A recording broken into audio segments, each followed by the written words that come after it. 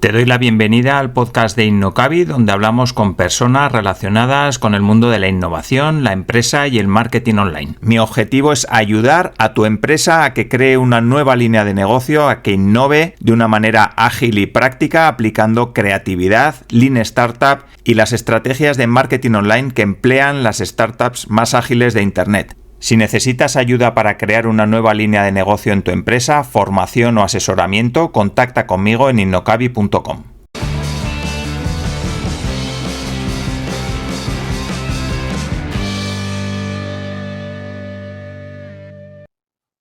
Hoy hablamos con José Manuel Vega, ingeniero, experto en ventas, socio director en el equipo E y autor de 2 libros técnicos, Intraemprendedores y Todos somos vendedores, y una novela de ficción, La arquitectura del mal.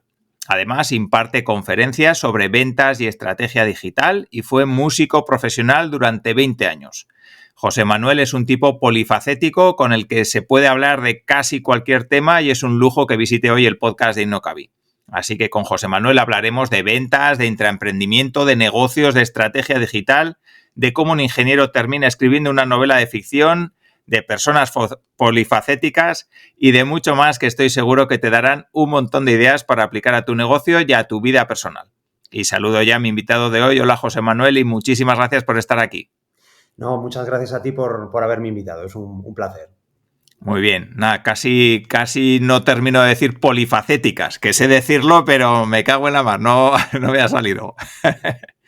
Vale, cuéntanos brevemente quién eres para los que quizás estén escuchando la entrevista y no te pongan en contexto. Cuéntanos un poquito brevemente quién eres, porque has hecho muchísimas cosas y luego ya entramos un poco más en detalle. Bueno, pues mira, yo empecé en Valladolid, que es donde nací, estudiando ingeniería. Y bueno, yo era el típico chico listo en el instituto y bueno, pues acabé en la universidad estudiando un par de ingenierías. Lo que pasa que para mí eso era un poco un plan B porque me encantaba la música, yo tenía una banda de rock, yo lo que quería ser era rockstar. Entonces, bueno, pues durante un montón de años pues estuve dale que te pego con el tema de la música. La verdad es que he hecho muchas cosas, mencionabas antes, 20 años, pues bueno, pues he tocado en varias bandas, grabé un montón de discos, he tocado por toda España, por Europa también. Pero el resultado final de esa aventura pues fue que aquello no llegó a nada. Es decir, que al final, bueno, pues se quedó... No estás delante de Alejandro Sanz, vamos a decir, ¿no? De Bunbury, ¿no? Por mencionado Rosalía ahora, ¿no? Sino que, bueno, pues fue una aventura. Siempre digo que fue mi primer fracaso emprendedor, ¿no? Y es algo que, de lo que, bueno, pues estoy muy orgulloso, también porque, bueno, hice muchas cosas, conocí gente interesante, viajé, estuvo muy bien, pero duró lo que duró aquella aventura. Menos mal que tenía el plan B, que era el de la ingeniería, ¿no? Y allá por finales de los 90, pues ser ingeniero, un chico joven hablando inglés y tal, bueno, pues la verdad es que era relativamente fácil encontrar trabajo y, bueno, pues yo estuve 10 años trabajando en varias multinacionales. Y ahí, pues muy bien, aprendí mucho, trabajé mucho también, pero llegó un momento en el cual pues me entró un poco el gusanillo de decir, oye, pues me gustaría intentar otra cosa, esto de la empresa privada y tal, pues está muy bien, la multinacional y tal, tiene cosas muy buenas, como por ejemplo cobrar todos los meses, ¿no? Digo, pero antes de que me haga más mayor, voy a intentar lo de hacer algo por mi cuenta, ¿no? Y entonces ahí, junto con otros socios, pues montamos el equipo E, que es una agencia de creatividad digital, que es a lo que me dedico actualmente, ¿no? Ese proyecto fue bien. Después pues esto fue en 2008, justo después de que quebrara Lehman Brothers, pues yo dije, es el momento ideal para emprender. Y bueno, pues tuvimos ahí, bueno, unos arranques un poquito complicados, pero bueno, pues se consolidó en un negocio estable, que es a lo que me dedico actualmente. En paralelo a esto, pues también en algunos de mis huecos libres, aunque soy un ingeniero, a lo mejor un poco ingeniero, porque siempre, bueno, pues me han atraído todo lo que tiene que ver con el ámbito de la cultura, ¿no? Igual que la música que lo mencionaba antes, pues bueno, siempre había tenido inquietud por el tema de la escritura, ¿no? Entonces, lo más cercano para mí no era lo literario, sino el ámbito de la no ficción, ¿no? Los libros técnicos, ¿no? Yo devoraba un montón de libros pues, relacionados con marketing, con innovación, etcétera, etcétera, ¿no? Y bueno, pues lo primero que hice fue decir, oye, ¿y por qué no puedo hacer yo algo así, no? y bueno, pues me puse a escribir lo que era el manuscrito de mi primer libro, que era relacionado con un tema de ventas, porque, bueno, pues en mis trabajos por cuenta ajena me dediqué a vender proyectos de tecnología y luego en la agencia pues también era yo el que se dedicaba a eso, ¿no? Entonces, bueno, pues digo, voy a poner aquí un poco toda mi experiencia, ¿no? Entonces, nada, terminé el manuscrito, digamos que hubiera estado feo que un libro de ventas no se lo hubiera podido vender a ninguna editorial, ¿no? Entonces, bueno, pues eso fue un pequeño reto, decir, no, me tengo que poner las pilas con esto, y bueno, sí, conseguí un contrato editorial con Libros de Cabecera, una editorial de Barcelona especializada en libros de empresa, y fue un idilio, ¿no? O sea, todo lo que a lo mejor me disgustaba un poco más del ámbito de la música, que también tiene su letra pequeña, ¿no? Es un ámbito muy, digamos, agresivo, ¿no? Un entorno muy agresivo, pues con el entorno editorial pues ha sido todo un idilio, ¿no? Así que nada, a ese libro le siguió otro, con eso empecé también a dar conferencias sobre estos temas, a colaborar con medios, entonces, bueno, pues he hecho bastante radio, he hecho televisión, pues hablando normalmente de estos temas relacionados con emprendimiento, con ventas, con tecnología, con mi trabajo y demás, ¿no? Y lo último, la última vuelta de tuerca, digamos, de esta historia fue que, bueno, pues después de escribir dos libros técnicos, o sea, dos libros de no ficción, pues me apetecía, bueno, yo de vez en cuando leía este tipo de obras, pero de vez en cuando me metía una obra, o sea, pues un libro de ficción, pues normalmente me gusta la novela negra, ¿no? Pues una novela negra así, un thriller y tal, pues lo metía entre medias. ¿Qué pasa? Que poco a poco iba metiendo cada vez más y me entró también otra vez ahí un poco el gusanillo de decir, ¿y yo sería capaz de hacer esto? Porque el reto era mucho mayor. Escribir un libro de no ficción, al fin y al cabo, yo creo que está a la altura casi de cualquiera. Es decir, alguien que tenga algo que contar en su profesión y que bueno, pues que se fije un poco y que lo haga con un poco de cariño y aprenda cómo a escribir, digamos, ¿no? Pues yo creo que está a la altura. Es que, al final, como hacer casi un trabajo fin de máster o de fin de proyecto, ¿no? Sin embargo, la ficción era otra historia, ¿no? Ahí hay una trama, hay unos personajes, para mí fue un reto de decir, ¿seré yo capaz de hacer esto, no? Y bueno, pues como el resto de cosas que he hecho en mi vida, es ponerse, venga, vamos a empezar, a aprender por el camino, y bueno, pues terminé un nuevo manuscrito y ahí, por la experiencia en el ámbito que traía ya en el ámbito de los libros de empresa, pues dije, mira, quiero apuntar a lo más alto, ¿no? A ver los grupos editoriales más grandes que hay en España. Básicamente, pues eso, el Grupo Planeta y Penguin Random House, ¿no? Y sus sellos, ¿no? Así que, bueno, pues lo intenté y bueno, pues con éxito, ¿no? Así que eso es una historia de éxito porque al final alguien como yo, recién llegado a la ficción, pues ha podido publicar en Penguin Random House y, bueno, pues estoy muy orgulloso de ello. Y en eso estamos ahora mismo, en promocionar la arquitectura del mal y, bueno, y seguir con mi día a día con eso, con el equipo E y con el resto de cosas que hago. Vale, vale. Si te parece, vamos a dividir un poco la entrevista porque tocas tantas cosas y yo no puedo perder la oportunidad de tenerte aquí y no tocar varias de esas cosas que tú tocas más en profundidad. Entonces vamos a hablar de ventas, vamos a hablar un poquito de intraemprendimiento y vamos a hablar también de la novela. Pero antes de eso, sí que me gustaría, porque claro, la gente que nos esté escuchando dirá, pero ¿cómo es capaz este hombre de hacer tantas cosas y tantas cosas bien y todas a la vez o no todas a la vez, pero por lo menos hacer tantas cosas juntas, ¿no? ¿Cómo te organizas? A ver, pues soy bastante disciplinado y bueno, y también tengo una cierta fuerza de voluntad, digamos, pues para no estar tirado en el sofá, ¿no? Que muchas veces es lo que más te apetece, ¿no? Entonces, a ver, parte del truco yo creo que está en el hecho de que al final trabajo en mi propia empresa, dispongo de mis propios horarios y no tengo que, bueno, pues eso, llevar esta vida que es muy habitual, sobre todo en Madrid, pues levantarte al alba, cogerte una hora de transporte, estar 8 o 10 horas en una oficina, volver otra vez, o sea que claro, se te va el día, no te quedan horas, ¿no? Entonces yo principalmente teletrabajo, me organizo como quiero o como puedo, pero vamos, que dispongo de todas las horas de mi tiempo para organizarlas como yo quiera. De tal manera que yo creo que el truco está ahí. No tengo que dar explicaciones a un jefe, no tengo burocracia, no tengo transportes. Entonces, todas esas horas que ahorro con todo eso, pues la dedico, pues en vez de para estar en el sofá, pues para iniciar otros proyectos o para consolidar los que ya tengo abiertos, ¿no? Así que yo creo que por ahí van un poco los tiros y, por supuesto, eso no quiere decir trabajo al final trabajo entre comillas. Muchas veces yo ya no sé qué es trabajo y qué es placer. Es decir, hay muchas de las cosas que hago quedan ahí en el limbo entre lo que es estrictamente trabajo y lo que es placer. Si lo medimos solo por aquello que cobro, digamos, por aquello por lo que me reporta dinero, ¿no? Pues igual, hay cosas que para mí, pues no sé. Ahora este viernes voy a dar una conferencia, me voy a Valencia. Obviamente me pagan por ello, es decir, es trabajo, pero al mismo tiempo es un placer. Es decir, voy a una ciudad fantástica como es Valencia, por la noche he quedado para cenar con un amigo allí que hace tiempo que no le veo, y bueno, y el estar 2 horas con los chicos con los que un equipo de ingenieros jóvenes y tal, a los que voy a dar una charla de intraemprendimiento, pues para mí es un placer. Y más encima diciendo, y es que además me pagan por ello, ¿no? O sea que por eso digo que dónde se acaba el trabajo y empieza el ocio, pues para mí es incluso un poco confuso. Vale, pues vamos a hablar un poquito de ventas, ¿vale? Si te parece bien, tienes un libro relacionado con temas de ventas. ¿Cómo un ingeniero acaba? Lo voy a enseñar para Eso. que lo veas, sí.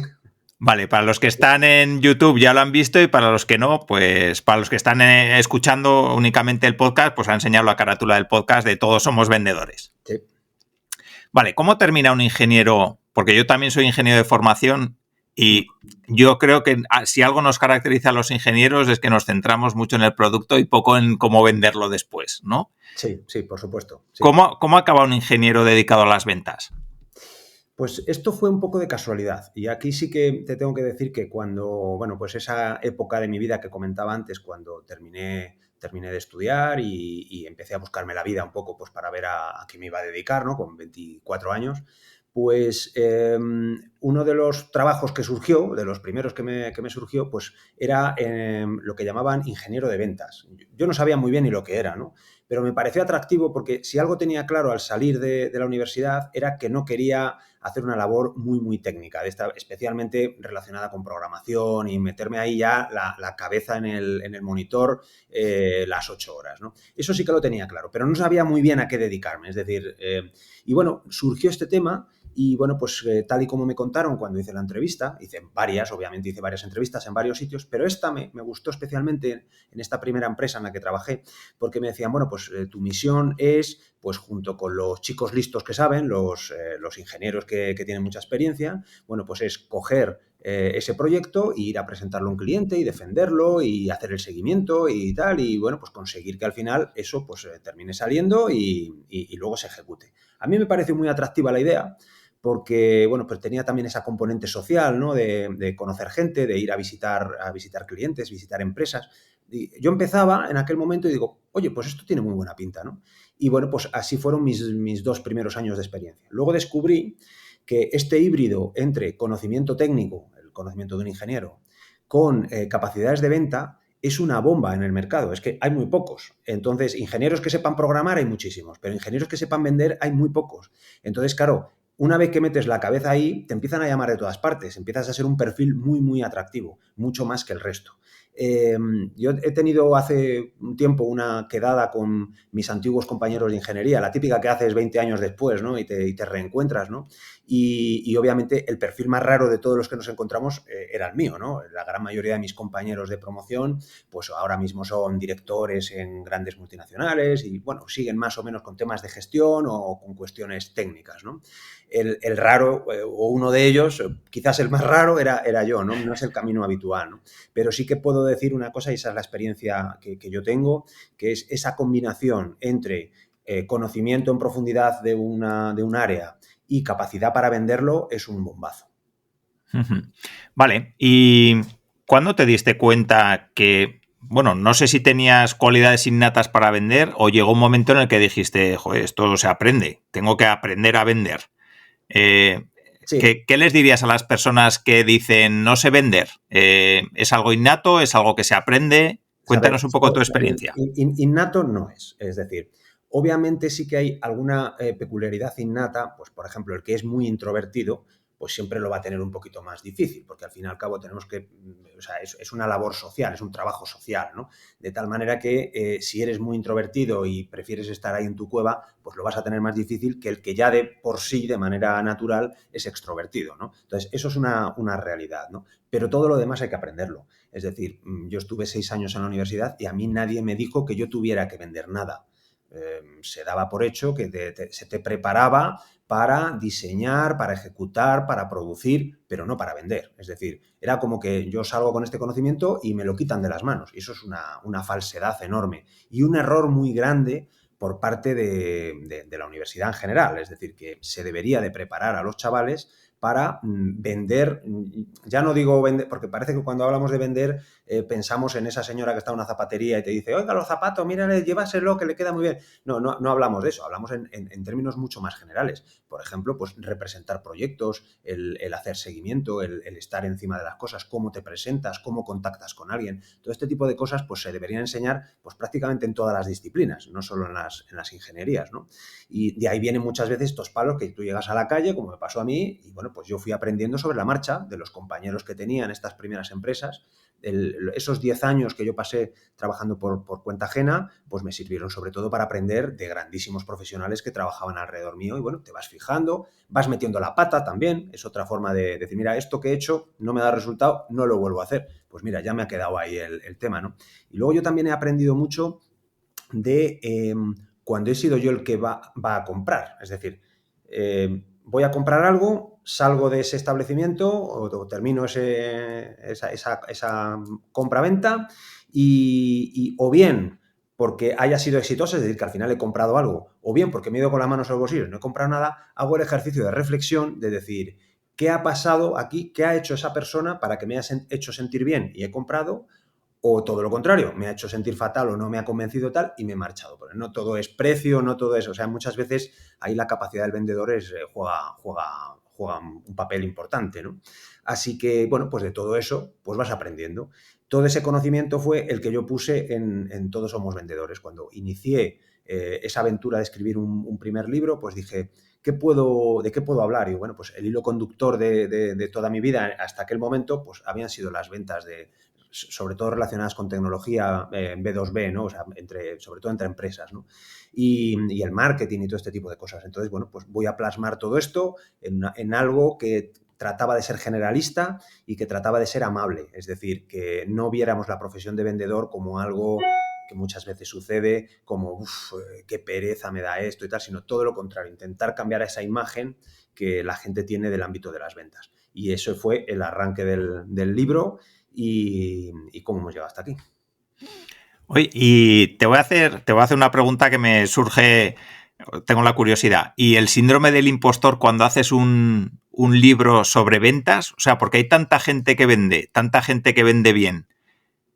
O sea, a mí me pasaría, ¿no? Y a mí me ha tocado vender muchas cosas y muchas cosas diferentes también, pero en ese momento dices, joder, es algo fácil de pensar, ¿no? ¿Por qué yo voy a decir algo que se salga de lo habitual?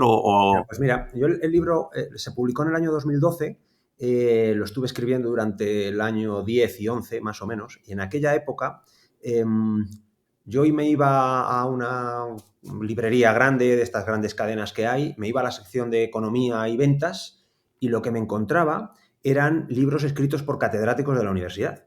Entonces, a mí me sorprendía mucho decir, si estos tíos no han vendido ni un lápiz en su vida. Y claro, tú cogías el libro y lo que había allí era, pues digamos, pues los aspectos como más teóricos del ámbito del marketing, ¿no? Digo, pero esto no sirve para nada. Entonces, eso era lo que yo me encontraba un poco en líneas generales en aquella época. Te hablo de eso, año 2010, 2011, que era cuando yo, o 9, cuando empecé con la idea de empezar a escribir, ¿no? Ahora mismo esto ha cambiado bastante. En estos últimos 10, 12 años ha cambiado un montón. Las ventas se han ido poniendo cada vez más de moda, hay mogollón de influencers en redes sociales que te hablan de ventas, se han publicado un montón de manuales y de libros que están muy bien. de tal manera que, bueno, que como que tengo más competencia, ¿no? que en aquel momento, ¿no? Pero yo concretamente con el tema del síndrome del impostor, yo no lo tuve porque yo decía, es que voy a plasmar toda la experiencia de lo que yo he estado haciendo, pues 10 años trabajando por cuenta ajena y 3 o 4 que llevaba ya trabajando en mi propia empresa como emprendedor, digamos, ¿no? Con otra perspectiva, que no es que te den las cosas hechas como en una empresa, ahí te lo tienes que vender todo tú solo, ¿no? Así que no tuve para nada ese sentimiento. Sí que lo he tenido, por ejemplo, con el tema de la novela. Ahí ya sí. Es decir, porque ahí sí que me he metido en un ámbito que quedaba completamente fuera de lo que es mi zona habitual, ¿no? Ahí sí que pude tener más esa sensación, pero con el libro de ventas no, porque yo estaba como muy seguro de mí mismo en el hecho de decir, es que creo que lo que estoy contando merece la pena y además no son milongas, es mi experiencia real de cosas que me he encontrado en la calle, ¿no? Estaba escrito desde la calle el libro. Vale. ¿Cuáles son esos fallos que te encuentras habitualmente cuando una persona o cuando ves un vendedor o cuando alguien te intenta vender algo o cuando tú has ido a vender? ¿Cuáles son esos fallos que ves y que además son fáciles de corregir? Que dices, a ver, tampoco haría falta aquí gran cosa para corregir 4 cosas y que esto funcionara mucho mejor. Hay uno que a mí me parece muy importante, que es un poco el de la empatía. Y es ponerte en la piel de tu cliente por un momento y pensar, si fuese yo el que viene, el que va a comprar, y recibo pues los inputs que he recibido, que son los que yo estoy dando, ¿no? Es decir, 2 llamadas de teléfono, una visita a lo mejor, y nos hemos visto un cuarto de hora en una reunión, y le he enviado esta oferta, que puede estar, o esta propuesta, o este proyecto, que puede estar muy bien o puede no lo serlo. O sea, pero verlo con frialdad, realmente como si fuese yo el que va a comprar y recibo esa información, ¿no? ¿Realmente esto está bien? O sea, yo qué opinión tendría, ¿no? Lo mismo pasa pues, en una tienda. Es decir, después de esas experiencias que yo he tenido de ir a comprar y decir, madre mía, qué paquete de persona y tal, y me he marchado y no he comprado nada, esa persona debería haber pensado, he atendido bien a este.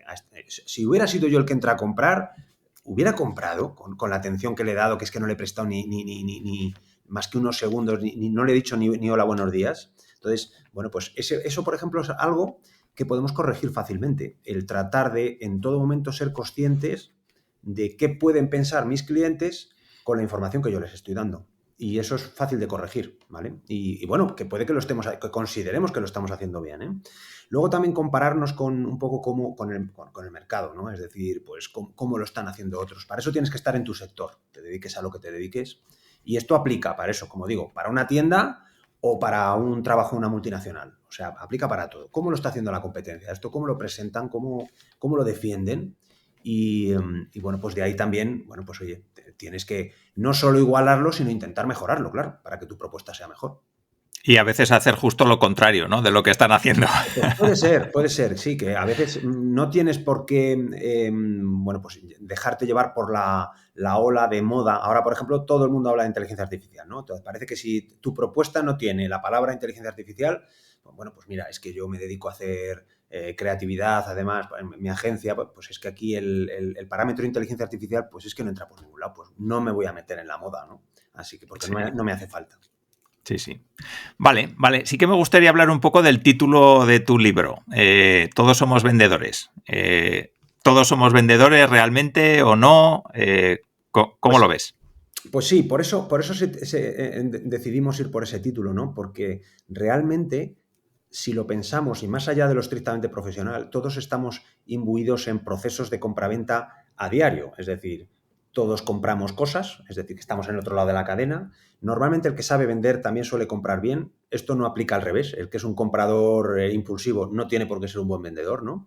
Y más allá de lo que son operaciones como tal, donde hay dinero de por medio, pues también estamos inmersos en procesos de venta en un montón de ocasiones y muchas veces no nos damos cuenta. Por ejemplo, cuando vamos a una entrevista de trabajo nos estamos vendiendo a nosotros mismos. Cuando somos nosotros los que hacemos una entrevista a otra persona, también estamos vendiendo nuestra empresa para conquistarle y que se venga a trabajar con nosotros.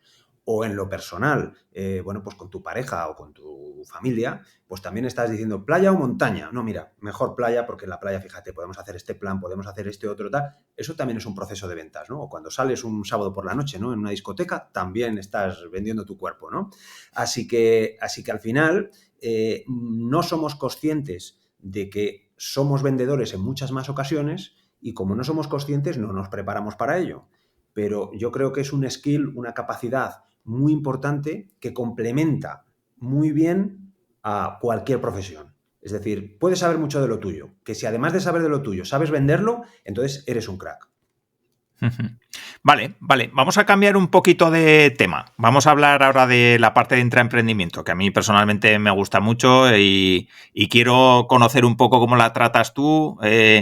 Cuéntanos un poco qué es el intraemprendimiento, cómo lo ves tú, y luego entramos un poco en estrategias y metodologías que utilices pues cuando hablas de intraemprendimiento. Bueno, pues intraemprendimiento para mí es una tercera vía que queda en medio de el trabajo por cuenta ajena y el trabajo por cuenta propia. Es decir, no es ni una cosa ni la otra, es una vía intermedia que surge de un cruce de intereses muy interesante.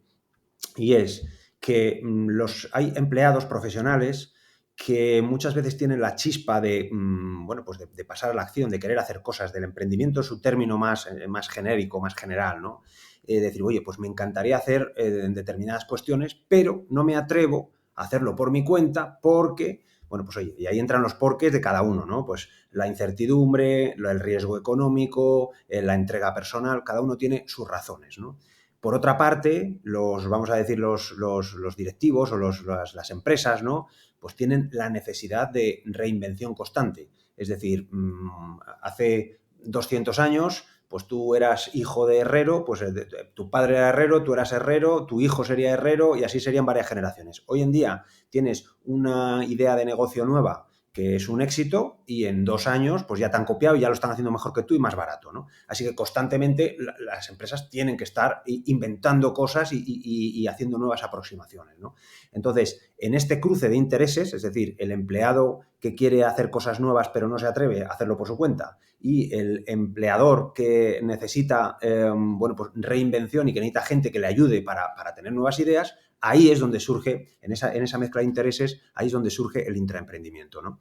Y al final, pues se trata de decir, bueno, pues dentro de mi empresa, yo empresario dentro de mi empresa, te dejo a ti, profesional con ganas, que empieces a innovar. Al final se trata de innovar y no hacerlo por tu cuenta, sino con la protección que te ofrece la empresa. Es bueno para ambas partes porque el profesional pues se siente cubierto, es decir, cobra todos los meses y reduce todos los riesgos que tiene, probablemente no tenga tanta libertad como tendría por su cuenta, pero a cambio cobra todos los meses y por parte del directivo, son ideas nuevas, sabia nueva, cosas que se pueden ir intentando, le tengo contento, le tengo creando para mí y bueno, de ahí, quién sabe, puede surgir una nueva línea de negocio que sea el bombazo que tengamos en el futuro. Así que esa es un poco la idea o como yo entiendo el intraemprendimiento. Vale, y en cuanto a metodologías, porque, por ejemplo, yo en Innocabi uso mucho la metodología Lean Startup, que a mí me gusta mucho, pero hay otras muchas metodologías que también pueden funcionar. Lean Startup, pues para lanzar nuevas líneas de negocio, para pues un emprendedor que quiere montárselo por su cuenta y convertir una idea en un negocio real.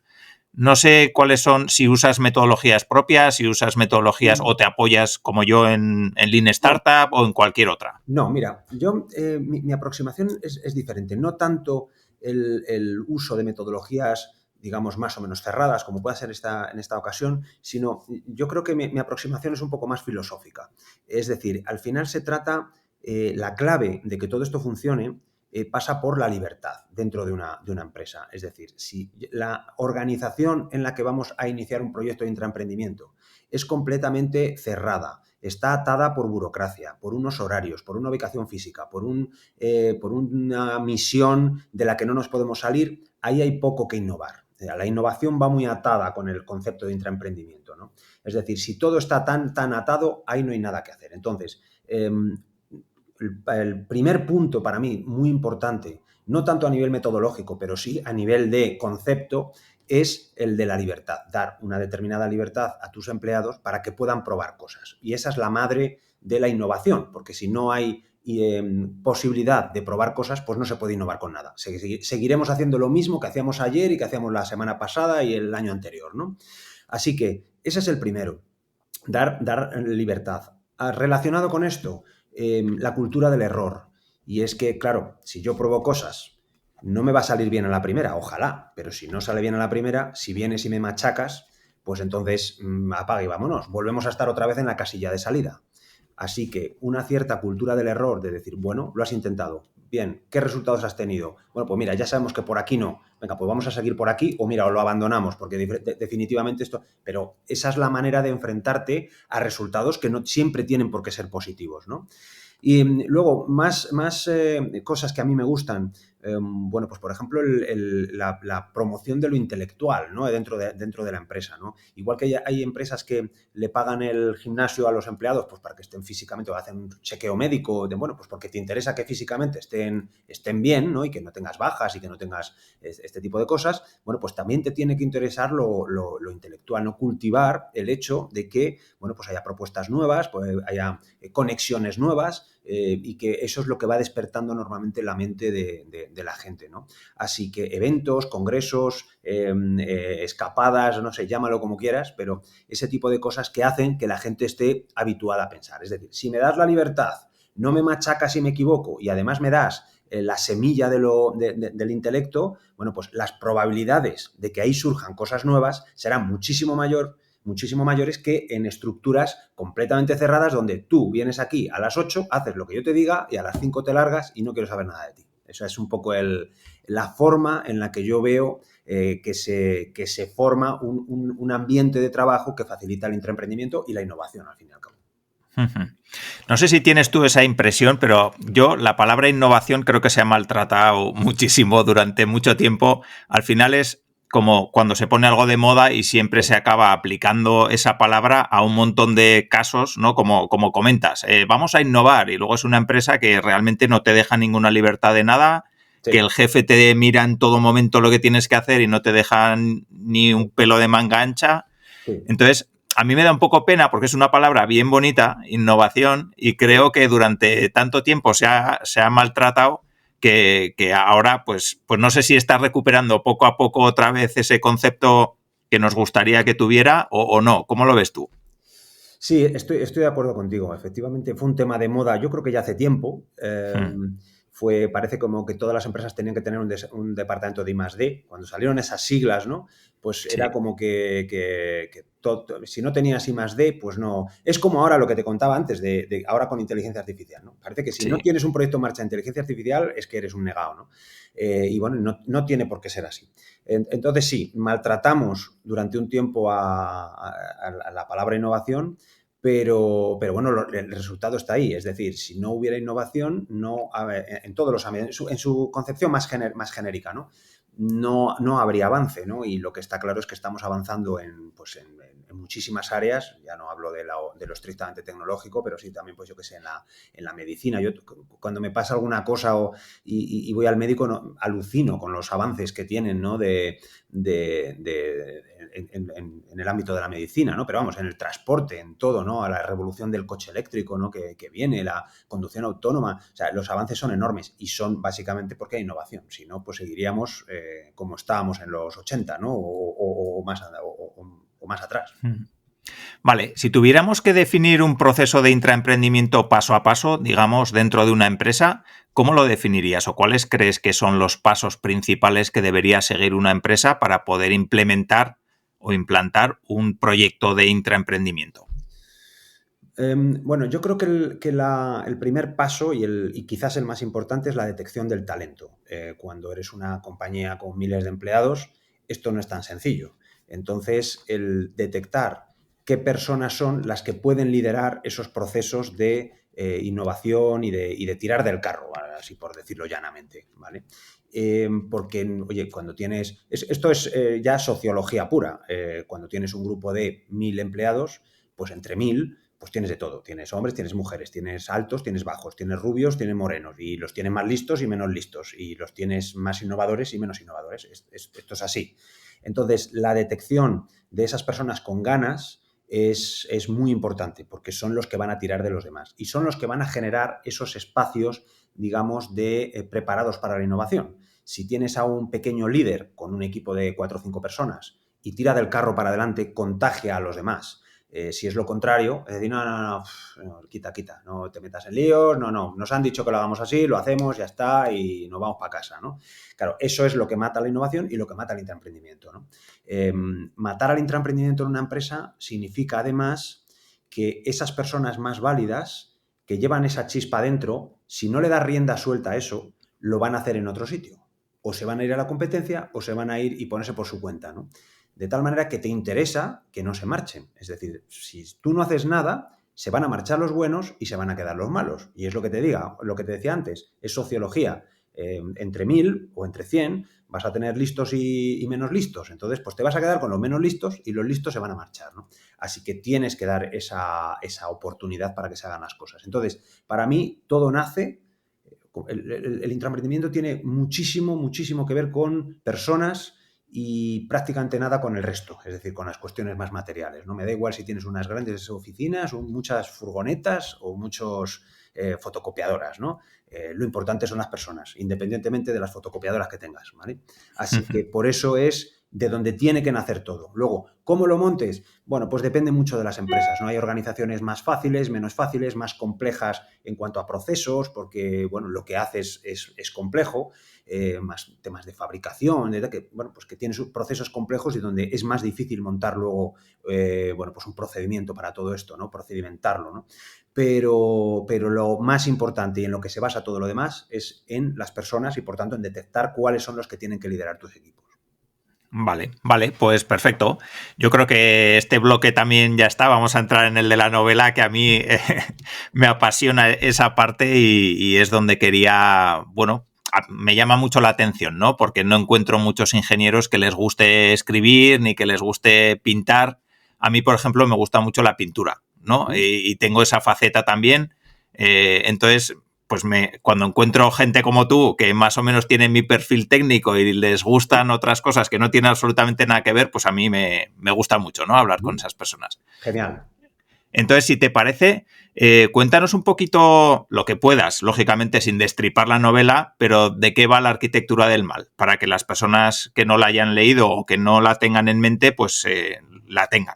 Bueno, pues la arquitectura del mal es una obra de ficción, pero que nace más o menos relacionada con mi experiencia personal también, ¿no? A lo largo de todos estos años, pues he estado en muchísimos sitios, empresas, administración pública, he conocido directivos y tiene una parte muy importante de hechos basados en realidad.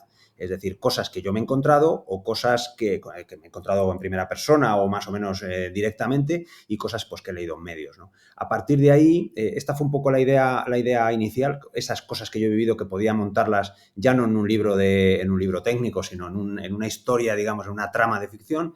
Bueno, pues fui recopilando, bueno, pues todos estos hechos hasta que, bueno, pues se me ocurrió una trama policíaca en la que montar todo esto. ¿De qué va el libro? Bueno, pues hay una primera parte, el libro está dividido en dos partes.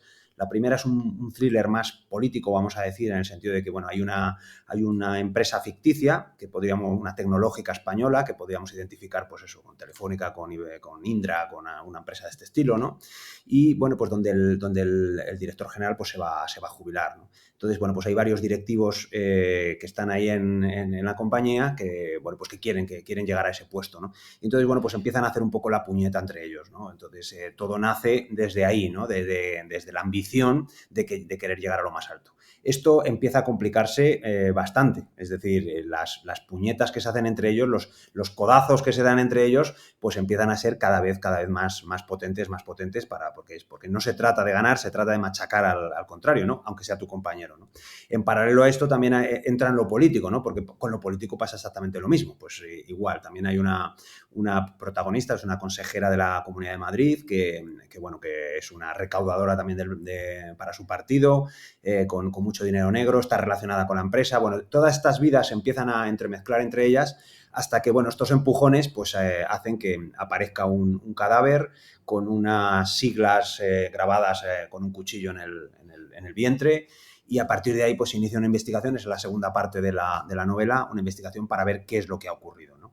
Los hechos son, bueno, pues digamos más o menos truculentos y que personas que me conocen me han dicho, joder, pero estas ideas, ¿de dónde te las sacas? Bueno, pues están basadas la gran mayoría en hechos reales. Obviamente para dar continuidad a la trama, pues hay una serie de cuestiones completamente de ficción y personajes de ficción, ¿no? Pero basado un poco en la experiencia que yo he tenido en estos años.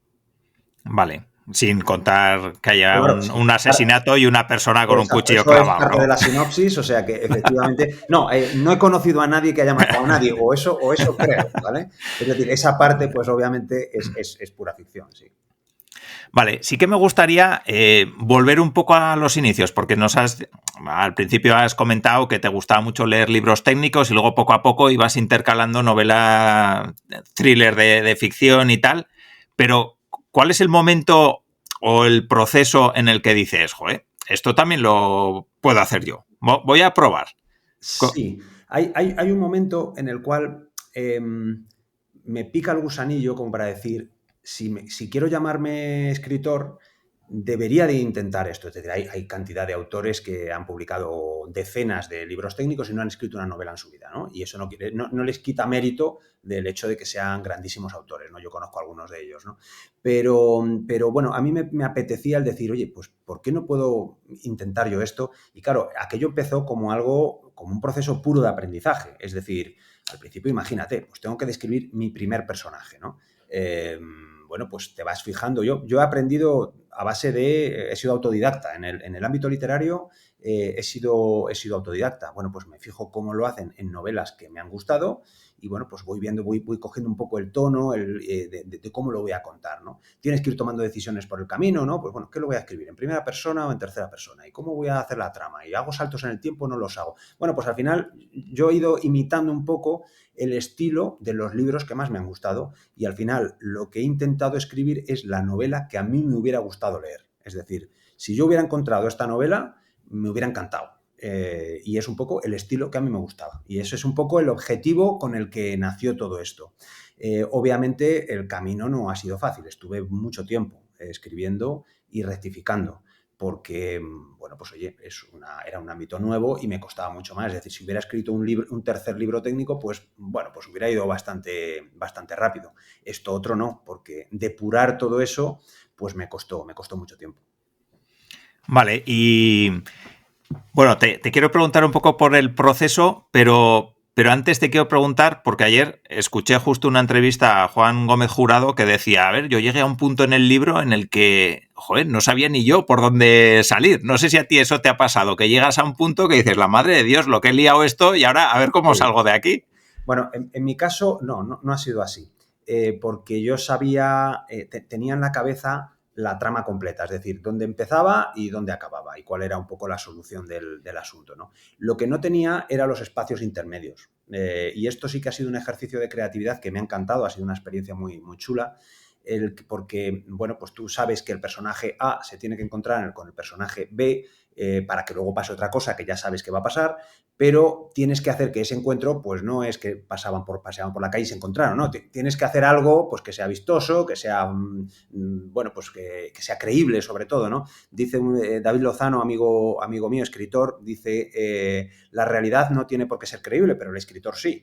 Es decir, que en la realidad muchas veces, yo lo veía con las noticias de actualidad, que había a veces de estos temas de corrupción política y demás, que decía, pues es que fue la policía, revisó y se encontró, yo qué sé, y de casualidad, ¿no?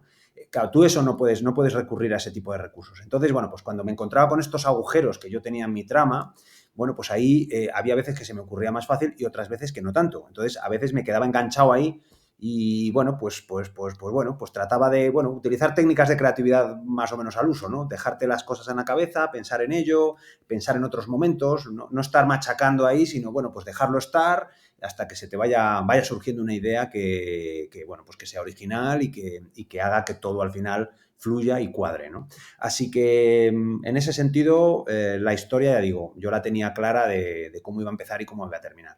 Pero sí que, bueno, en el caso de Juan, que llevas, ya no sé las novelas que lleva, pues 8 o 10, pues bueno, llegará un punto a lo mejor en el que se ponen a escribir a lo loco y dices, venga, tiro y ya voy a ver cómo salgo, ¿no? No, por lo menos en mi caso no es así.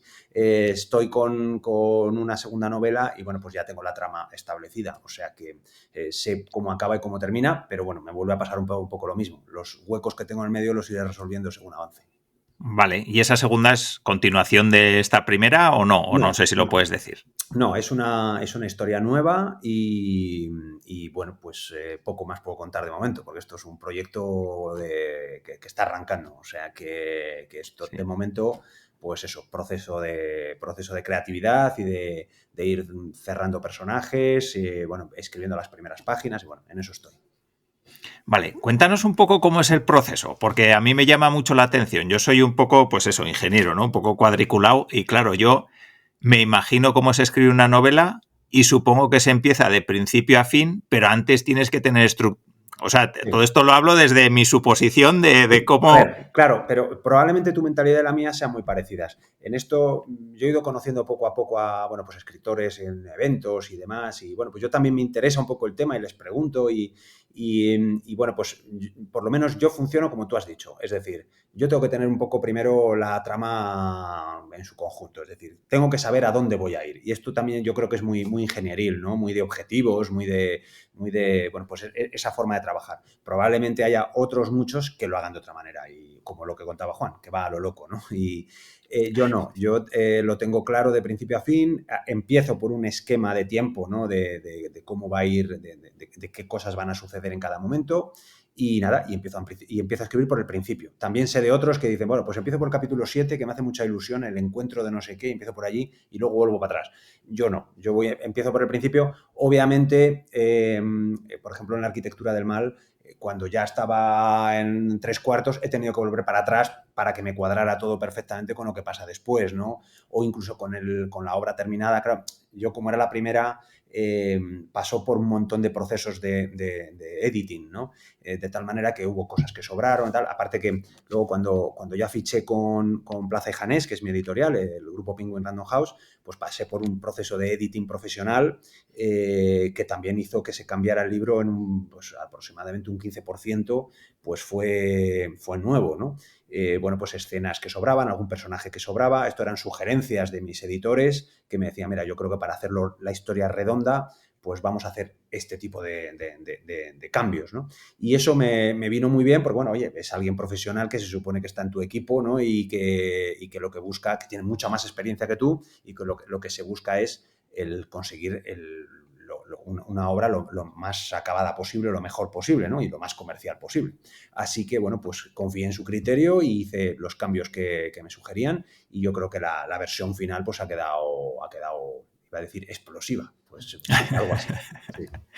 Vale, y a nivel de personajes, ¿cómo los organizas? O sea, ¿tienes claro cuáles son los personajes, por lo menos los principales, desde el principio? ¿O luego añades alguno más? Y además, yo qué sé, porque yo en mi cabeza me lo tendría cada personaje con sus características y cómo evoluciona a lo largo de la novela, ¿no? Creo que Sí, también eso es sí, interesante. sí, sí. Efectivamente, yo parto de un personaje al que le suelo poner cara imaginándome a alguien, es decir, pues esta persona pues tiene que ser un directivo o tiene que ser una mujer poderosa en el ámbito de la política y tal. Entonces, para imaginármelos un poco físicamente, pues le suelo, o por lo menos eso es lo que yo hago, le pongo cara con alguna persona que conozco, que no tiene por qué ser un actor por ejemplo, en este caso, una política, pues no tiene por qué ser Esperanza Aguirre, por cercanía, ¿no? No, pues puede ser simplemente un amigo tuyo. Pero es que el cuerpo y la forma de ser o cómo se mueve determinado amigo tuyo encaja muy bien con ese personaje, ¿no? Entonces, bueno, pues hay veces que lo hago así, simplemente, ¿no? Y con eso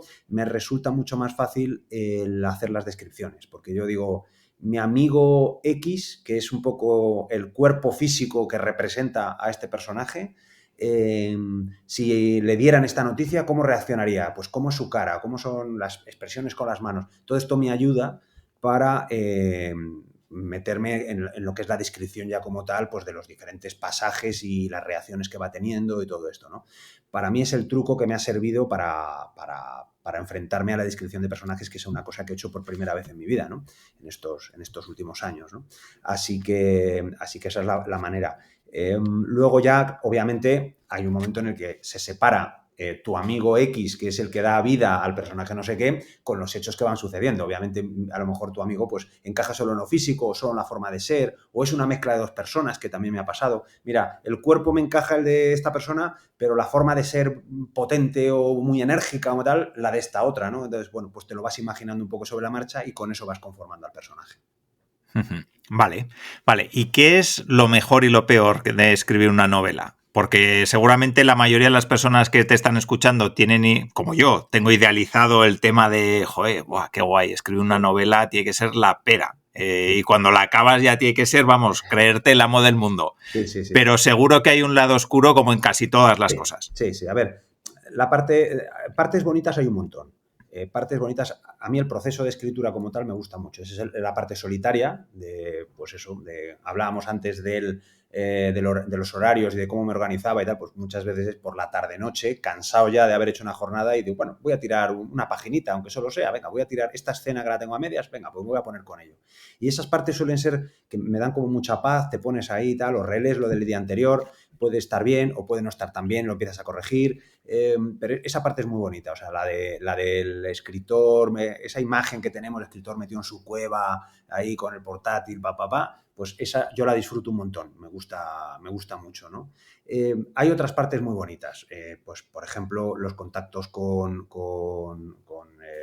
lectores, pues en general suele ser, para mí es fantástico, o sea, es un sector en el que todo el mundo está con predisposición positiva, ¿no?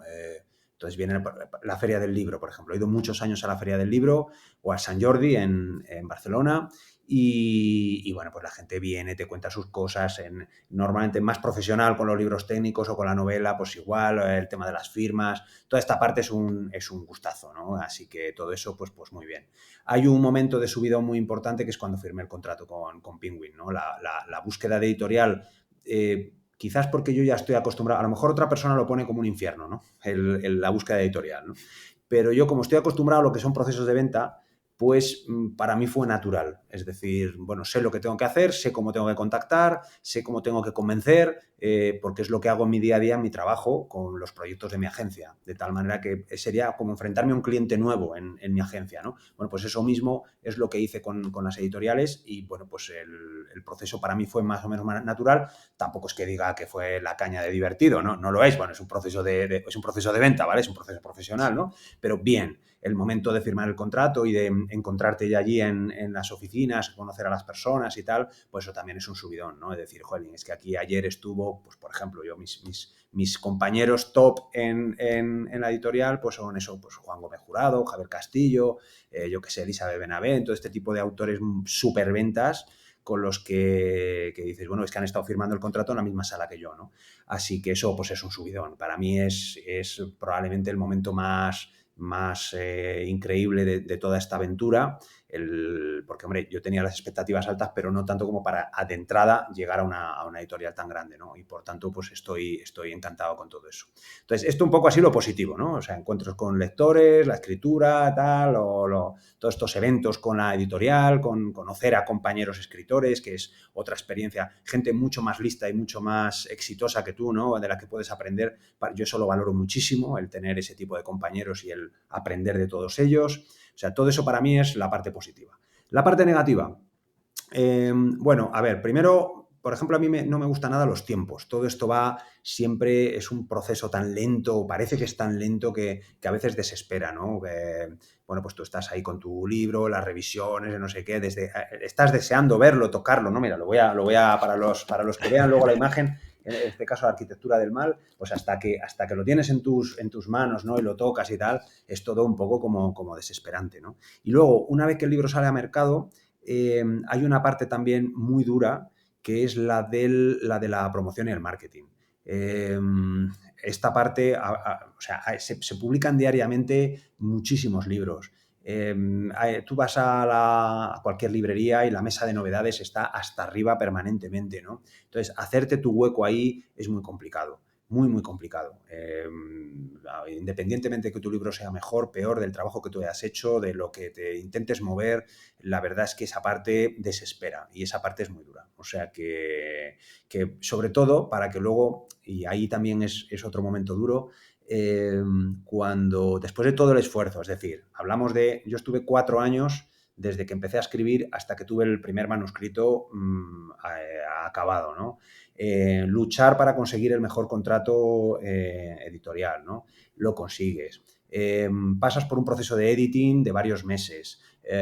Pasas por bueno, pues todo el proceso de fabricación, de tal, de ventas, te empiezas a partir la cara para estar en medios, para hacer todo lo que consigues, para que luego de repente llegue una reseña en Amazon, en Goodreads, en no sé qué. Pues es mediocre este libro, ¿no? ¿Ves esto? Pues vaya. De una persona que dices, no te conozco de nada, obviamente no hay mala intención personal, o sea, porque obviamente no nos conocemos, pero para que valore tan a la ligera, pues quizás a lo mejor ni se lo ha leído, simplemente lo ha ojeado por encima o ha leído la sinopsis y tal, pues esto no tiene nada de buena pinta, pues va, pues esto, y ser así como tan despectivo con un trabajo de tanto tiempo, ¿no? Entonces, esa parte, pues también yo sabía que esto iba a ocurrir e intentaba prepararme psicológicamente para ello. Tengo algún amigo escritor también que me dice, ¿lees las reseñas? Pero tú estás loco, eso no se lee, en la vida se lee eso, ¿no? Entonces, pues he empezado a hacer un poco eso, de decir, mira, paso de leer las reseñas, ¿no? O sea, porque yo con mi mentalidad ingenieril decía, puedo iniciar un proceso de mejora, es decir, si leo las reseñas, puedo ver un poco, detectar qué es lo que a lo mejor está peor para mejorar para la siguiente. Esa es mi mentalidad ingenieril, ¿no? Sí. Pero es todo lo contrario, porque las reseñas normalmente negativas no son diciendo, está muy bien la trama, pero quizás los personajes en la segunda mitad del libro podrían tener un giro, y eso sí que te hace aprender. Pero decir, menuda obra más decepcionante, no me ha gustado nada, pues de eso no hay nada que aprender. Lo único que te machaca es psicológicamente, ¿no? Decir, joder, yo creo que me merezco una oportunidad un poco mayor, ¿no? Después de todo el trabajo que llevo, ¿no?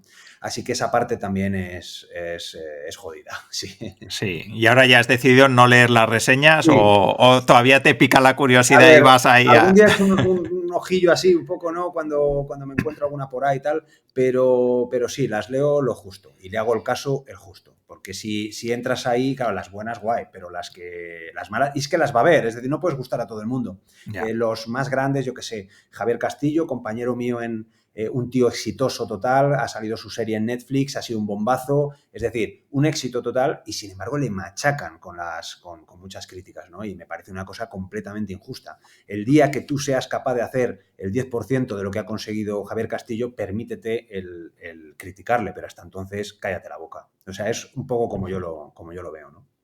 Sí, sí. Vale, quiero tocar otro tema que has tocado antes un poco de refilón y es la parte de releer. Porque yo me imagino escribiendo una novela y volviendo para atrás cada día a ver qué escribí ayer porque, joder, aquello que hice tal, le he dado una vuelta y quiero rehacerlo. O simplemente porque cuando ya voy por la mitad de la novela no me acuerdo exactamente lo que puse en el capítulo 1, Sí. entonces eso tiene que ser un infierno. No, para nada. A ver, hay varias cosas aquí. Obviamente, tienes que ser consistente de principio a fin y hay datos que se te olvidan. Es decir, hay un personaje un poco secundario y tal, que dices que tiene 18 años y luego después más adelante, o 16, por ejemplo, y luego dices que está conduciendo un coche. Y dices, oye, pues he metido la pata porque no puede tener carne de conducir, por ejemplo, ¿no? Ese tipo de cosas, de errores que puedes cometer, o dices que tiene hijos y luego dices después que está soltero y que no tiene, y vive solo, no tiene hijos, ¿no? O sea, pues cosas de ese estilo sí que hay veces que se te pasan. Entonces dudas y dices, ¿cómo dije yo que era este? Y vuelves para atrás, ¿no? Luego, yo sí que voy releyendo mucho lo del día anterior porque, a ver, mi estilo, pues claro, yo admiro pues no sé, a los grandes, ¿no? Pues hace poco leía de Francisco Umbral bueno, que era un tío que tenía un dominio del lenguaje de tal magnitud que él pensaba de lo que quería escribir y ponía y escribía en máquina de escribir, que no se puede corregir, y es que le salía bien a la primera. Claro, pero eso es una persona con una vida dedicada a la escritura y con un conocimiento literario brutal, que yo pues no, obviamente no estoy ahí, ni muchísimo menos, ni pretendo competir y tal. Entonces, yo no puedo pretender hacer cosas así, de tal manera que escribo un párrafo o unas páginas y al día siguiente vuelvo para atrás, releo, retoco, esta palabra no me convence o esta descripción creo que no es muy allá. O sea, el nivel que necesitas para hacer lo que hacen estos grandes, pues tienes que ser un monstruo como ellos con una vida dedicada a ello. Y yo no puedo, ni siquiera puedo pretenderlo porque hago muchas cosas. Yo no tengo 8 horas para escribir, yo tengo una, como mucho, al día, ¿no? Así que sí, paso por mucho proceso de reescritura y de mejora. Yo creo que es más proceso de mejora del texto que escrito el día anterior, ¿no? Y luego, pues también pasa que cuando estás en el último tercio, ¿no?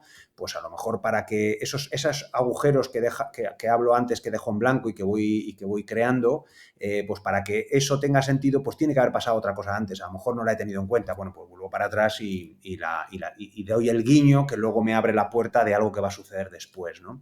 Así que sí, eso también ocurre. Pero ya digo, yo no lo veo para nada como algo traumático ni como algo negativo, ¿no? Al contrario, es simplemente ir depurando, no cometer errores. La trama de la arquitectura del mal es una trama más o menos compleja. Hay muchos personajes. Es una especie de Juego de Tronos, pero en la actualidad, digamos, ¿no? Donde todos se van ahí quitando la silla unos a otros, ¿no? Y bueno, pues eso, con sus muertos y con sus cosas y con sus procesos traumáticos y vidas traumáticas, ¿no? Así que bueno, pues la trama tenía que encajar, todas las piezas tenían que encajar, no se descubre prácticamente hasta las últimas páginas, ¿no? Así que todo tenía que encajar y bueno, pues hubiera estado feo que me hubiera escrito un lector después y me hubiera dicho, pero ¿cómo va a hacer esto si no había hecho lo otro? O tal. No, pues eso hubiera estado feo, ¿no? Así que la trama la cuidé mucho, ¿no? Para que todas las partes encajaran y no hubiera sinsentidos que te lo encuentras a veces. Otro tema al hilo de esto, y es que todo lo que he aprendido durante este tiempo me ha servido para ser mucho más crítico con mis lecturas ahora, ¿no? Es decir, yo antes leía a lo mejor un poco más rápido, un poco más quedándote con la trama, con las... No sé, pero no entraba tanto en detalle, ¿no? Y ahora, sin embargo, pues voy viendo errores que yo he ido corrigiendo con el paso del tiempo, los veo en otros, ¿no? Incluso algunos ya con un cierto nombre, ¿no? Y dices, pero ¿cómo puede contar esto aquí, no? Y me llevo sorpresas de nombres ya más o menos consolidados, ¿no? Así que cosas que yo no hubiera resuelto así. Pero bueno, oye, es lo que tiene el ir metiéndote cada vez más en este mundo. Sí. Sí, vale. ¿Y alguna manía que tengas para escribir? Yo, por ejemplo, tengo un amigo programador que dice que él programa mucho mejor con un whisky. Claro, si ya son 2 o 3, pues ya la cosa entiendo que se le va de las manos. No sé si en tu caso tienes alguna manía de ese en el estilo. mundo de la música, bueno, pues ya sabes que sobre todo en el rock, pues con el alcohol hay un cierto... alcohol y otras drogas, hay un cierto colegueo, ¿no? O sea... Y yo sí que en alguna ocasión, sobre todo en la época más joven, bueno, pues salía al escenario pues con una copa de más, ¿no? Y no se lo recomiendo a nadie. Es decir, al final fue un desastre, o sea, fue una actuación mediocre, digamos, ¿no? Y dije, mira, esto no. Así que yo salí al escenario, o sea, eso no quiere decir que no te tomes una cerveza antes, ¿no? Pero salía al escenario con todas mis facultades, ¿no? Ahora con mis conferencias, lo mismo. Pues, por ejemplo, si me toca justo después de comer, pues no me gusta comer mucho. Salir ahí haciendo la digestión y tal, pues hombre, no estás a tope, ¿no? Así que no, la parte esta más alcohólica no la recomiendo, ¿no? Manías como tal, pues mira, no tengo muchas manías, entre otras cosas, porque si las tuviera, probablemente ya no me pudiera organizar tan bien. Es decir, solo me gusta escribir al atardecer, pues mira, no, escribo cuando tengo un hueco y cuando puedo del resto de las actividades que hago, ¿no? De mi trabajo con el equipo el tema de conferencias, las colaboraciones con medios, todo este tipo de cosas. Bueno, pues en los huecos que me van quedando, como siempre lo dejo para el final, la verdad, al final la actividad de escritura, salvo cuando ya estoy muy en la época de acabando, ¿no? Donde ya te tienes que poner a tope para rematar, ¿no? Pero el día a día, pues normalmente lo hago en huequitos y entonces, pues eso, no puedo tener muchas manías porque si las tuviera ya, entonces no tendría huecos para hacerlas. Vale, y a nivel de hábitos diarios, para compaginar un poquito la vida profesional con la personal, porque hemos hablado de tu vida profesional, que es muy extensa y que has hecho un montón de cosas, pero no sé cómo llevas también esa unión con la vida personal, digamos. A nivel de hábitos y todo eso me refiero, Sí. no, vamos, Sí, sin sí, sí, entrar sí. en tu vida personal, lógicamente. Sí, bueno, a ver, pues lo que decía antes, intento organizarme, hay labores o temas de lo personal pues que son ineludibles y que y que, bueno, pues tengo la suerte de poder adaptar todas mis actividades profesionales a los horarios que me van quedando. Entonces, bueno, pues que madrugo un día más y pues puedo empezar a trabajar más pronto. Que otro día tengo que hacer otra cosa por la mañana, bueno, pues empiezo a trabajar más tarde. Y eso es una suerte que tengo yo, que tenemos todos los que tenemos una tarea, vamos a decir, freelance, ¿no? O que puedes disponer de tu tiempo como tú quieras. Hay veces que a lo mejor un viernes pues, o un jueves no puedo trabajar porque tengo un tema personal y, bueno, pues trabajo el sábado. Realmente me da igual. O sea, yo para mí los tiempos están para disfrutarlos en lo personal y en lo profesional. Intentar hacerlo lo mejor posible, ser el mejor profesional posible en todo lo que haces, y utilizo el tiempo pues como voy viendo. Así que no tengo ahí mucho como espacios muy cerrados, ¿no? Sino que me voy acoplando a lo que va viniendo, y eso es lo que hace pues, que pueda consolidar bien lo personal y lo profesional.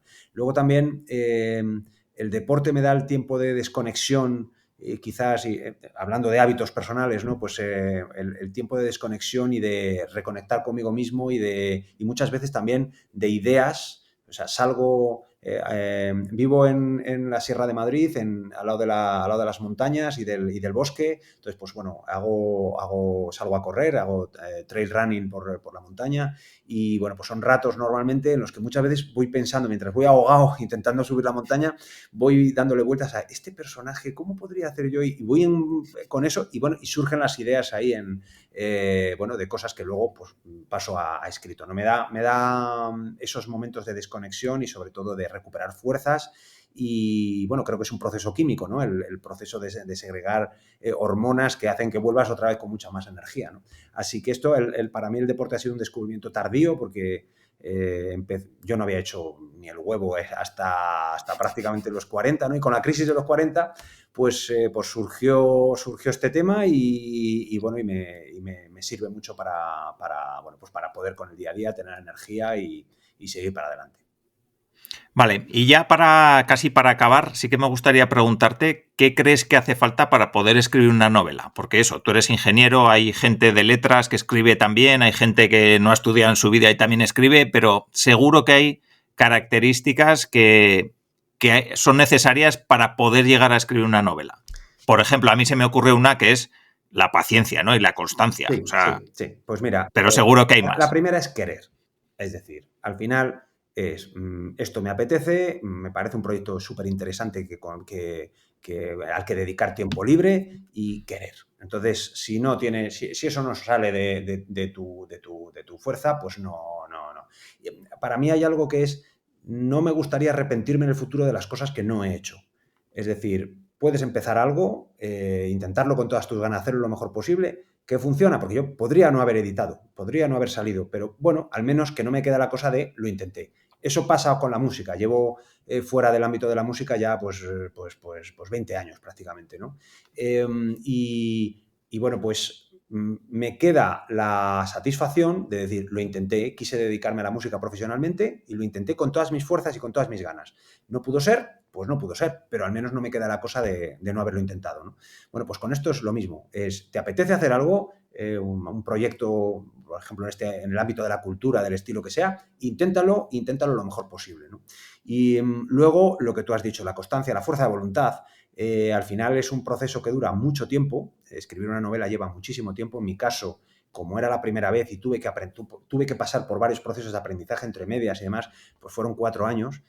Bueno, pues lo que hay que es no tirar la toalla, es decir, tener el objetivo de acabar, ¿no? Y de tener un producto acabado lo más digno posible y lo más profesional posible, y bueno, pues no tirar la toalla entre medias. Eso ocurrió con mis libros anteriores, sobre todo con el primero, con Todos somos vendedores, la obra de no ficción de ventas, que, claro, en aquel momento, sin tener ningún contacto ni nada, no conocer nada del ámbito editorial, bueno, pues yo me puse a escribir un manuscrito, y durante el proceso, que fue aproximadamente un año y algo, yo pensaba, ¿pero para qué estoy haciendo esto? ¿Para qué estoy echando horas aquí a esto si no sé si le va a interesar a nadie, si no sé si esto lo va a querer a una editorial o no? Ya se hablaba entonces de autoedición, bueno, pues lo podría autoeditar, pero vete tú a saber. O sea, esas dudas son completamente normales y llegan muchas veces en tus momentos más de debilidad, digamos, ¿no? Que a lo mejor has tenido un mal día por otra cosa y llega ese momento de debilidad y es el de tirar la toalla y decir, mira, ¿por qué no me voy a tirar al sofá o me voy a dar una vuelta o me voy a cada uno lo que le apetezca, ¿no? Bueno, pues eso es lo que tienes que vencer y no rendirte, ¿no? Y eso yo creo que es lo más importante de todo, porque si eso lo tienes, es decir, quieres y además no te rindes, lo demás pues viene. Es decir, yo no sabía, con mi primer libro no tenía ni idea de cómo hacerlo y lo hice, aprendiendo un poco de los demás. Cuando me metí en el ámbito de la ficción, pues bueno, pues igual, pues te vas fijando, te vas aprendiendo, vas consultando, vas viendo, no sé, las cosas que está hoy en día con Internet que tenemos a nuestra disposición. Hay cantidad de manuales, de información, de cómo tienes que resolver las cosas, las dudas que te van surgiendo y con eso pues lo puedes hacer. Así que es el resumen de todo es querer es poder, vamos, es un dicho muy manido, pero yo creo que es el resumen de todo este rollo que he contado. Vale, pues perfecto. Pues si te parece, ya para terminar, algo que pido a todas las personas que visitéis el podcast es que nos recomiendes un contenido interesante, un libro, un blog, un podcast. Por supuesto, tus libros aparecerán en las notas del programa, pero si quieres alguno más. Pues qué difícil. Esta parte, esto me resulta muy difícil. Pues mira, a nivel de libros, pues hombre, yo creo que ahora mismo que estoy enamorado de mi propia novela, pues la novela que le regalaría a cualquiera que me diga, oye, pues regálame un libro, el mío, La arquitectura del mal. Así que, porque ya digo, yo creo que también tienes que pasar por ese enamoramiento de tu propia obra, porque si no, no eres capaz de defenderlo, digamos, y hay que hacerlo. Este marketing que te decía que era tan costoso, ¿no? Pues tienes que partir del enamoramiento de tu propio libro. Y yo he escrito la novela que me hubiera gustado leer, un thriller, una novela negra muy cañera, muy potente, ¿no? Con unos personajes muy intensos, pues yo creo que es divertido al que le guste este tema, ¿no? Si te gusta la novela histórica o la novela rosa o la novela, yo qué sé, o otro tipo de género, pues no, a lo mejor no es el caso, pero si te va los thrillers y la novela negra, pues esa sería tu opción, ¿no? En cualquier caso, pues yo que sé, no sé, ahora mismo estoy leyendo a Manuel Javois, pues es el libro que tengo ahora mismo encima de mi mesa y me está encantando. El tío escribe, bueno, pues es otro nivel, quiero decir, es literatura en su más... en su esencia, ¿no? Es un nivel al que, bueno, pues yo no aspiro, ¿no? Obviamente no juego en esa liga ni puedo aspirar a ella, ¿no? Pero bueno, pues yo qué sé, pues me gustan, pues bueno, todos los grandes que ahora mismo están en el ámbito de la novela negra, no sé, desde Lorenzo Silva hasta, pues podría regalar cualquiera de esos libros, ¿no? Bueno, pues a Juan Gómez Jurado, compañero en la editorial, o Javier Castillo, bueno, pues yo qué sé, que son los grandes de estos géneros, ¿no? Entonces eso, pues podría regalarlo. En series o películas, mira, una serie que he visto ya hace un tiempo, pero que no se habla mucho de ella y que a mí me encantó, me parece buenísima, es Freud, que tiene que ver un poco con el personaje histórico en su etapa más joven. Luego estuve leyendo, a raíz de la serie, pues estuve leyendo un poco sobre su vida y demás, pues la vida real del personaje. Y bueno, es una trama también, hay una trama policíaca muy chula y me parece que, bueno, es una serie buenísima a la que no se le ha dado continuidad y que, bueno, pues la recomendaría para verla. Me encantó. Y de música, pues no sabría muy bien que si tuviera que regalarle a alguien música, pues es complicado porque a mí me gustan muchas cosas, pero arrastro desde los 90, a mí me gusta mucho el metal, la música muy, muy cañera, pues eso, el black metal. Y bueno, pues no es para todos los públicos, de tal manera que es difícil el recomendarle a alguien que no esté en este ámbito, ¿no? También me gusta la música electrónica, música a lo mejor de los 80 o de los 90, pues también la escucho, ¿eh? O sea que incluso el hip hop, que bueno, como últimamente se lo lleva todo, bueno, pues intento tener una aproximación, vamos a decir, de mente abierta, ¿no? Con los nuevos géneros que escuchan los chavales. Hay cosas que me entran más fáciles. Yo no dejo de ser un señor mayor, que podría ser el padre de muchos de ellos, ¿no? Y hay otras cosas que, bueno, que sí, que las... O sea, algunas muy que me entran y otras que lo considero prácticamente basura, ¿no? Pero no voy a decirlo para que no llevarme aquí no ganarme enemigos, ¿no? Así que, bueno, pues eso más o menos así las cosas que podría recomendar en el ámbito este de la cultura. Vale, pues perfecto. Y ahora sí que ya las personas que quieran saber más de ti, que quieran ver qué es lo que haces, que quieran, bueno, saber más de tu historia, ¿dónde te pueden encontrar? Bueno, pues mantengo un blog personal desde hace muchísimos años que está con mi nombre, josemanuelvega.com. Soy muy fácil de encontrar, josemanuelvega.com. Y eso que últimamente ha salido un muchacho mexicano que canta rancheras, que se llama José Manuel Vega también, y me está haciendo la puñeta en YouTube. Pero bueno, si me buscas en YouTube y salgo cantando rancheras, no soy yo, ¿vale? Así que eso, bueno, es josemanuelvega.com. Ahí, pues bueno, tengo documentada más o menos mi vida profesional ahí con cientos de artículos de muchos años, ¿no? Relacionados con ventas en la etapa en la que escribí Todos somos vendedores, relacionados con intraemprendimiento cuando escribí Intraemprendedores, el segundo libro, y esta última etapa, pues bueno, más curiosidades y temas relacionados, entrevistas y demás relacionados con esta nueva etapa de la ficción, ¿no? Luego, aparte, bueno, estoy más o menos activo en Instagram, ahí es donde probablemente tenga más movimiento, así que en Instagram buscadme, bueno, por mi nombre, José Manuel Vega, el usuario es José Manuel Vega todo seguido, _, ¿vale? Y luego, bueno, pues también estoy en Twitter, en YouTube, bueno, en LinkedIn, o sea, en las principales redes sociales, pues estoy presente, o sea que me pueden encontrar básicamente en todas. Pero bueno, para saber de mi actividad, o bien josemanuelvega.com o bien en Instagram, que ya digo que soy fácil de encontrar. Así que nada, agradeceré mucho que me sigáis y sobre todo que os compréis La Arquitectura del Mal y que, bueno, oye, si después de escuchar este podcast te animas con el libro o con cualquiera de los anteriores, ¿no? Con Todos somos vendedores o con Intraemprendedores y lo leéis, pues escribidme de vuelta y estaré encantado de escuchar feedback, siempre que no sea, como decíamos antes, una reseña, pues vaya mierda, pues vaya, qué decepcionante y ya, ¿no? O sea, si es otra cosa, pues estaré encantado de escucharlo. Muy bien, pues perfecto, José Manuel. Ha sido un auténtico placer hablar contigo, conocer, bueno, todas, no sé si todas, pero por lo menos unas cuantas facetas de tu vida profesional que creo que bueno, que es muy rica y que, joder, tenerte aquí para mí ha sido todo un lujo. Fenomenal. Oye, pues muchas gracias por invitarme y por permitir que, bueno, pues toda la gente que te escucha, pues que me conozca y pueda conocer mis libros. No tenemos muchas oportunidades de hablar de nuestras cosas, así que yo lo agradezco un montón. Muy bien, y muchísimas gracias también a las personas que habéis llegado hasta aquí. Espero que hayáis disfrutado. Por supuesto, os recomiendo comprar los libros de José Manuel, que merecen mucho la pena. Y nada, y como siempre, nos vemos en el siguiente episodio. Un saludo.